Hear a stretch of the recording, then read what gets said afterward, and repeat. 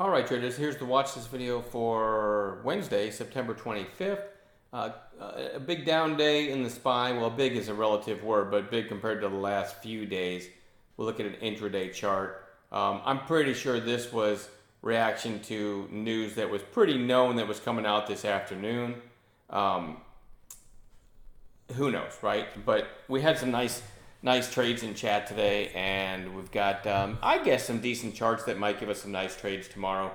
Talk real quick about a couple of the calls today, just because I like to explain the reason for calls. One of them is MYGN. Had this nice little breakout today. Missed the big move, and as you guys know, we've got a free webinar on how we buy pullbacks, and posted in chat as this was coming down. It looked about like this. I don't remember the exact wording, but basically call it right here in front of the half, right in the middle of the fives buy zone for those of you that know what we teach, right? Look at that turn. Look at that turn. That was a really nice call. I also called one of those old shape change plays, Stitch Fix, down here at, I think it was 1785 on the way back up. It wasn't huge, but it went pretty quickly to 1828. Pier 1, Wayne called this just over this real tight. You know, we love whole number inflection points. Look at that tightening flag at the high of day at 13. Wayne called that through 13. Goes to over 1450. He nailed that trade. That was a beautiful call. Even overstock this morning, believe it or not. I didn't love it as a morning gap play. But for those of you that weren't in chat, it did have the gap up. I figured shorts were going to win again, but as it started to curl back up, I said, hey guys, you know what? Through 12, whole number inflection point with two catalysts just above. Really beating up stock, so that made it more interesting, right? Called it through 12, knowing that we had the open, which is right there at 12.10, and the high of day just 9 cents above that. So we had stacked catalysts, whole number inflection point, a lot of shorts in a beaten up stock, and boom, just like that. In about 3 minutes, it went from 12 to 12.37.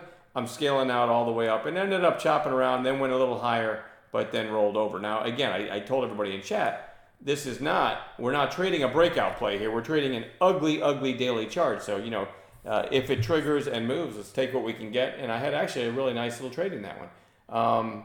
Those are the ones that come to mind. I know we had other trades as well, but those are the ones that come to mind. Here's what I'm going to watch for tomorrow. GHSI is up here, sitting right at the recent highs from that big volume day about a week ago, right? Topped out at 79. Today it actually barely broke 80. It's certainly interesting over 80 with some volume tomorrow. We'll see. Square, SQ. I'm going to show you the intraday here. Look what Square did. Had news come out. Picture this. It's not very often you see a stock just lighting up the new low of day ticker, and about 10 minutes later lighting up the new high of day ticker. That was crazy, and ended up closing fairly strong. So switch into 60s, maybe you can kind of see a little better. Not really. Just such a big volume day today, and that nasty reversal, you know, as it started to tank and then whipped higher. I think this is worth watching for a potential long tomorrow. That might have been, say it again, might have been a short-term bottom. As you guys know, I don't hold overnight, so it doesn't matter to me if it opens at $50 tomorrow, but we might catch a trade in it. OVID, really strong breakout today on really strong volume, closing you know, well off its highs, but maybe a red to green or something like that in that one. I already talked about MYGN, the trade today, but just going back to the daily, we do want to watch this for a follow-through day tomorrow because it had big volume and a nice breakout. VNRX. The reason I've never traded this one before is because look at today's volume. 2.5 million shares. Look how huge that volume stick looks. That'll tell you right there. You hover over some of these days, 21,000 shares, 42,000, 9,000. So it's a very thin stock, not very widely traded. There's the weekly chart. Let's go back to the daily chart. So it was a very strong move today, also closing well off its highs though, but on a day like that, unusual volume, and then you get a red to green the next day, sometimes you can get the crowd piling right back in. All right, so something to think about. MLNT, I like this over 4. You know, I had this kind of mini breakout yesterday, and then today, kind of sitting at a 2-day high. Let's see, 395 and 397. I like it over 4. Maybe it'll run to the 200-day, and, you know, who knows, maybe push through it. I want to keep that one on watch. TTOO, still flagging. No trades in it today, but you had this big volume spike and a really pretty clean flag here. maybe over 3 tomorrow. We'll see if it sets up level 2 wise at that whole number, if it gets there at all, right? Fran had a nice bounce today, switching to intraday just to show you why it's really interesting. Had a really strong rally right at the end of the day. I think somebody reported a stake in it. I want to say 9%, but I could be wrong. Anyway, a nice reversal at the 20-day. Maybe it's up from here.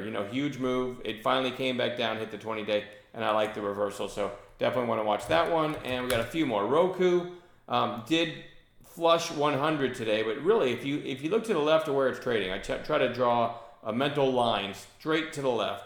Definitely has some support here, right? I mean, it hung out in this area for like 2 months, and it's gotten back to this area pretty darn quickly. So it did a nice flush of 100 and bounced right back up. I do think it's worth watching tomorrow for a bounce play. Work, W-O-R-K, recent IPO is just almost starting to get downside shape.